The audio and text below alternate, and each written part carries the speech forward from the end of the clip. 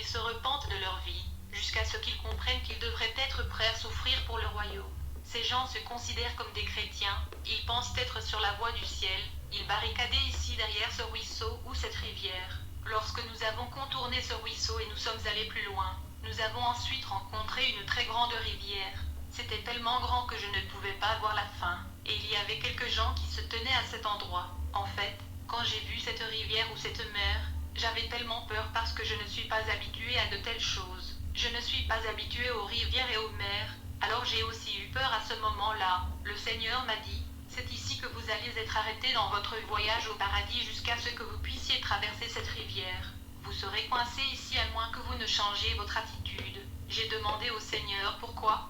Le Seigneur m'a dit que c'était à cause de la peur. Quand on lit dans l'Apocalypse 21 et le verset 8 qui dit « Les peureux et les incroyants, et les abominables, et les meurtriers, les impudiques, les sorciers, les idolâtres et tous les menteurs, auront leur part dans le lac qui brûle de feu et de soufre, ce qui est la deuxième mort. Amen. » Aussitôt le Seigneur me dit « Parce que tu as peur de propager ma parole que je t'ai donnée, parce que tu te gardes de dire aux gens ce que je vous ai dit, vous avez donc peur de ce que les gens peuvent dire à votre sujet. Vous allez rester ici dans cet endroit jusqu'à ce que vous changiez et vous repentiez. » Alors, en parlant avec le Seigneur, j'ai plaidé. J'ai tout de suite vu un escalier très long qui coule sur la rivière. Jésus m'a demandé de marcher sur cet escalier qui me permettra de traverser à l'autre bout pour le rencontrer.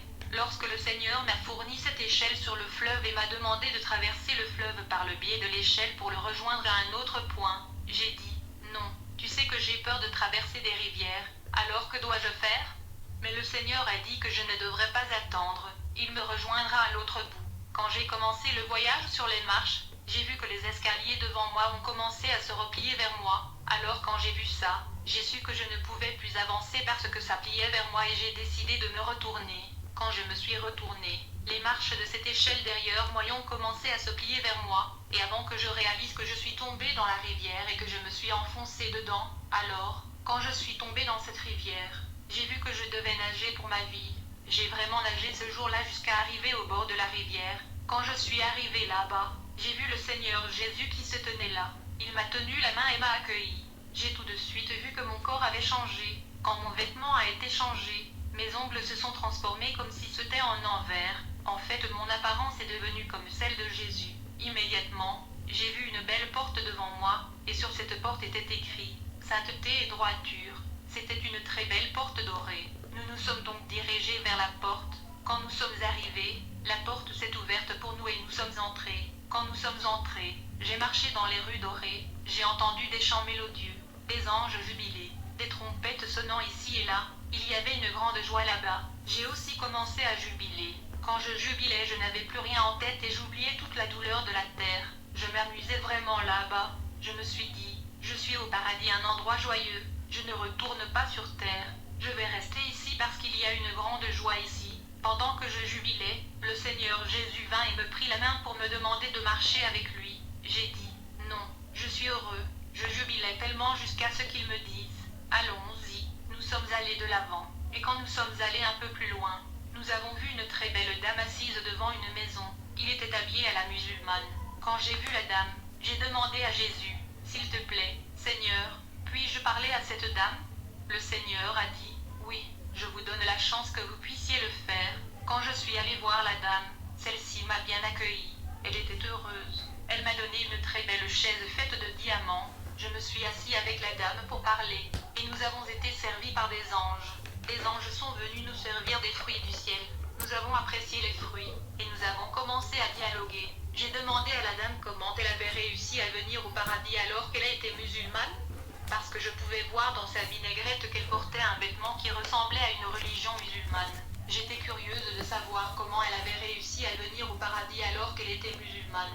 Quand je lui ai demandé, elle a commencé à rire. Puis j'ai demandé à la dame son nom. Quand elle a mentionné son nom, j'étais étonnée. Puis elle a commencé à raconter l'histoire de sa vie au Ghana d'où elle vient. Elle me dit, je vivais dans un endroit que tu connais très bien. J'ai donc été abasourdie car je connais cet endroit, où vivent principalement des musulmans, une région à prédominance musulmane. La dame me dit, je t'ai née musulmane, et je t'ai mariée à un homme musulman, mais dans ce mariage, j'étais la 4e épouse de mon mari. Étant donné j'étais la 4e femme, j'étais toujours jalouse de la première femme de mon mari ou des aux autres femmes de mon mari.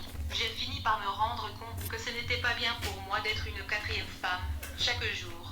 Être la quatrième femme me dérangeait tant sur la terre, je pensais tout le temps à ceci, jusqu'au jour où je suis tombée sur un pasteur qui prêchait dans notre ville, qui était la deuxième capitale du Ghana. Le pasteur s'est prononcé contre le fait d'être une deuxième, troisième, quatrième ou autre épouse. Alors, j'étais devenue tellement inquiète à propos de sa position en tant que quatrième épouse, et j'ai donc décidé de quitter le mariage. Je suis allée informer le mari que je ne pouvais plus être dans ce mariage. Lorsque j'avais informé le mari, au début, le mari n'avait pas bien pris cela, mais à un moment donné, le mari a accepté. Cependant, lorsque j'ai décidé de donner ma vie à Christ et je suis allée à l'église, les membres de la famille se sont soulevés contre moi. Ils ont commencé à se battre contre moi, car j'avais abandonné la religion islamique pour une religion chrétienne.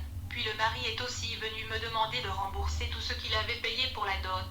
À ce moment-là, c'était le pasteur qui aidait à fortifier ma nouvelle foi. Le pasteur et l'église prenaient soin de moi parce que les choses n'étaient pas faciles financièrement, donc je pouvais même pas payer cette dot.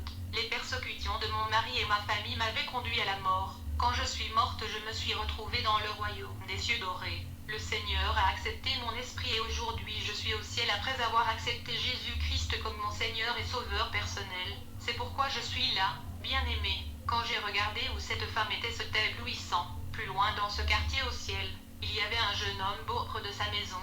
Quand je suis allée voir ce jeune homme pour s'informer sur lui, il m'a raconté son histoire. Il m'a accueilli et nous avons commencé à bavarder comme avec la première dame. Ce jeune homme m'a dit qu'il était appelé Thomas et il était originaire du Sénégal. Il a commencé à me raconter ce qu'il avait amené au paradis.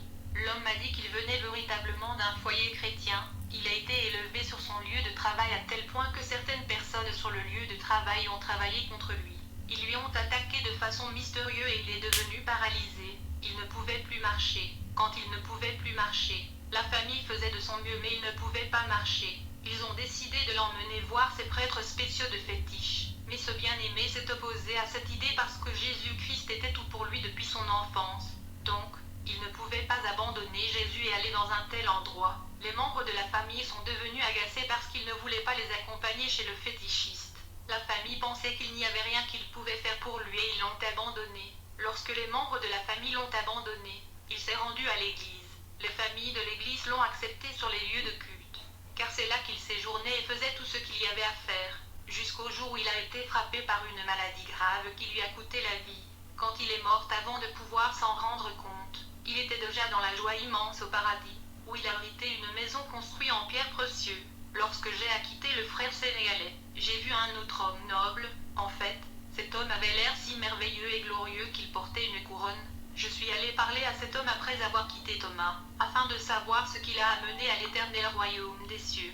L'homme m'a raconté l'histoire, a-t-il dit. Alors que j'étais sur la terre, j'étais pasteur dans une église locale, mais depuis que j'ai rejoint l'église en tant que pasteur, je t'ai transféré d'une église à une autre, d'une région à une autre.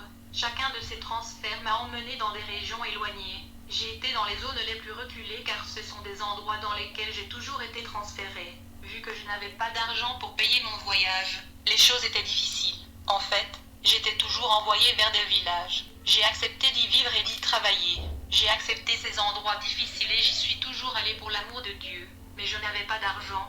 C'était un grand défi pour moi. Je me souviens quand j'ai été envoyé dans un village. Dès que j'y suis arrivé, j'ai vu que je devais cultiver et même nourrir certains des membres de l'église. Je me suis occupé de ces villageois. Je les ai rassemblés et j'ai enseigné la parole du Christ à ces gens du village. C'est quand je travaillais dans l'agriculture pour nourrir ces gens dans le village qu'un jour je suis tombé malade. Finalement j'ai laissé ma vie, car le Seigneur m'a appelé à la maison. Il a pris ma vie et je suis atterri chez moi au paradis. C'est la raison pour laquelle je suis dans un endroit si glorieux. Bien-aimé, alors que je parlais avec ce jeune homme, le Seigneur est apparu et nous sommes partis.